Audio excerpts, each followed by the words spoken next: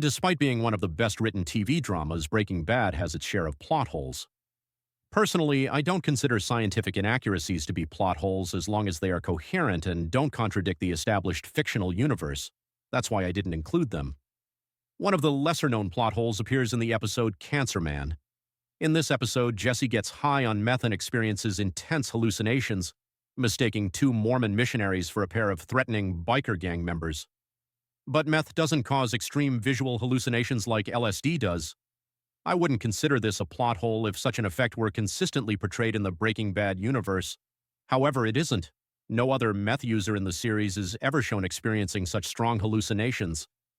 The second plot hole is the unexplainable delay in the cousins' arrival to avenge Tuco. He dies on November 8th, but the first time we see them is April 6th, meaning they waited 5 months before seeking revenge. This doesn't make sense. They had no reason to delay for that long. Unlike Gus, who had both patience and a strategic reason to wait, the cousins were impulsive and ruthless. Their delayed response feels inconsistent with their established characterization. Later in the same season, we learn why Walt wants to fire Gale and replace him with Jesse, but we never get a clear explanation for why Gus so easily complies with his request. Up until that moment, Gus had a very low opinion of Jesse, making his decision seem out of character. It's fine for characters to make illogical choices, but there should still be a reason behind them. Maybe Gus already planned to get rid of Walt and allow Jesse in just to appease him, but we never get confirmation. The reasoning is unclear, making it feel like a missing explanation. The fourth plot hole happens when Jesse cooks 96% pure meth in Mexico.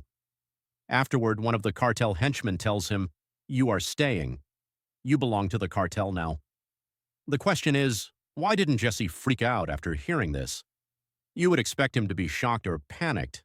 That's how his character would normally react. Some might argue that he was scared but hid it out of fear, but the problem is Jesse was never portrayed as someone who hides his emotions like that. Plus, he had already confronted Gus fearlessly in the past, so this moment feels inconsistent within the Breaking Bad universe. The final plot hole is Gus's failure to realize that cooking high-purity meth isn't actually that difficult. Despite not being a chemist, Jesse was able to cook meth that was almost as pure as Walt's, and he did it in a foreign lab under pressure. Gus should have recognized that someone doesn't need to be super intelligent or a trained chemist to achieve this purity level.